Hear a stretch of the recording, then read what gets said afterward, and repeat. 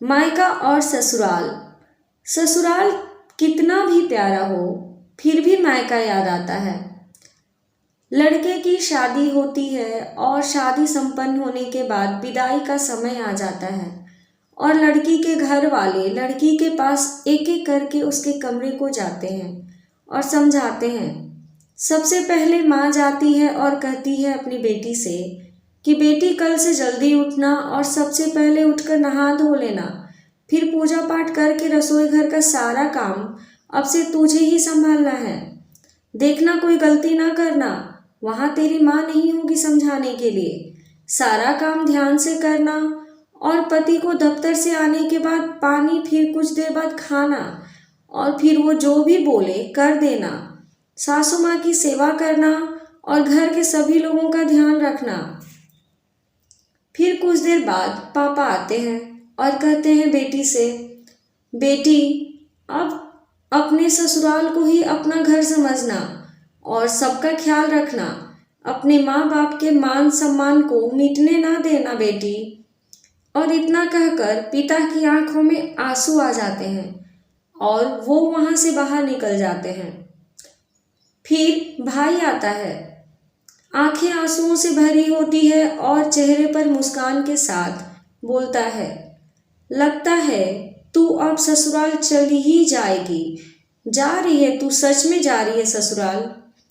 चलो अब तुमसे छुटकारा मिल जाएगा, अब तेरा सारा हिस्सा मेरा हो जाएगा और अब कोई बात बात पर टोका टोकी भी नहीं करेगा और न ही कोई माँ से मेरी शिकायत करेगा।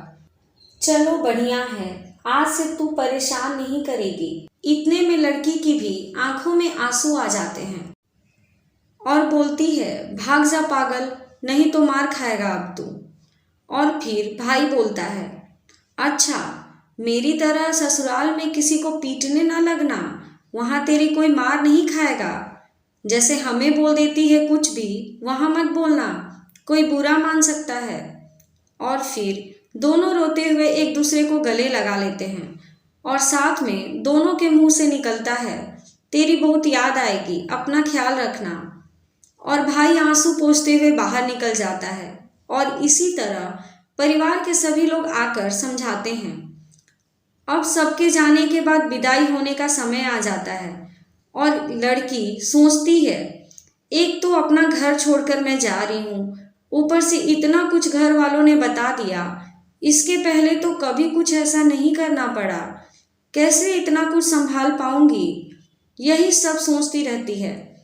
तमाम तरह के मन में ख्याल आते हैं और फिर विदाई करके घर वाले लड़की को विदा कर देते हैं।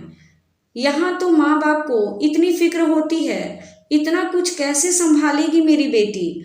हमेशा से खुले ख्याल वाली मेरी बेटी अब किसी की पत्नी और किसी की बहू, किसी की जेठानी और किसी की भाभी बन गई है। देखो क्या होता है। अब ससुराल में जाकर लड़की अलार्म लगाती है और दूसरे दिन सुबह उठकर जैसा कि माँ ने बताया होता है वैसा ही करती है और फिर सबके लिए खाना बनाती है। और कहते हैं, ससुराल में पहली रसोई बहू कुछ मीठा बनाकर शुरू करती है तो उसने सबके लिए खीर बनाई और खीर में चीनी कम रह गई, बाकी खीर बहुत अच्छी बनी थी। अब बनाने के बाद खीर सबके लिए निकालती है और सब तो खा लेते हैं, कुछ नहीं बोलते। फिर सास जाकर बेटा और पति बैठा होता है तो जाकर बोलती है, लग रहा है घर वालों ने कुछ सिखाया नहीं है, चीनी देखो कैसे डाली थी, लग रहा था खीर नहीं चावल खा रहे हो। और सबसे आखिरी में बहू को खाने का रिवाज होता है, पहले तो चख कर देख भी नहीं सकती, अब वो खाकर देखती है तो सोचती है, चीनी तो कितनी कम डाली है, देखो मैं सोच ही रही थी कोई गड़बड़ ना हो जाए, और हो ही गई। लेकिन कितने अच्छे हैं सभी लोग, हमसे कुछ कहे भी नहीं। फिर सोचती है, चलो दूसरे दिन कोई गड़बड़ नहीं होने देंगे। लड़की की माँ बाप का फ़ोन आता है और पूछते हैं, बेटी सब अच्छे से कर लिया, कोई गड़बड़ तो नहीं की? और वो बोलती है, इतना सोचे थे फिर भी खीर में चीनी बहुत कम रह गई थी, लेकिन आप लोग परेशान ना हो, कल से कोई गड़बड़ नहीं होगी। यहाँ के लोग बहुत अच्छे हैं, किसी ने कुछ नहीं बोला। और फिर रात में पति आता है रूम में और बोलता है, कैसी खीर बनाई थी मम्मी, क्या सोच रही होंगी, कितनी फीकी थी, कल से ध्यान देकर बनाना। इसी तरह वो लड़की घर के सभी कामकाज सीख जाती है। कल को सारा दिन मस्ती करने वाली लड़की अब एक पत्नी और बहू और भाभी बन जाती है। कुछ दिनों बाद उसके घर वाले आते हैं और उसको देखते हैं। इतना ज़्यादा अंतर पहले और अब में। कहीं कोई बुला रहा है, भाभी मेरा ये सामान कहाँ रखा है? और पति बोलता है, अरे नाश्ता लग गया, दफ्तर के लिए लेट हो रहा है।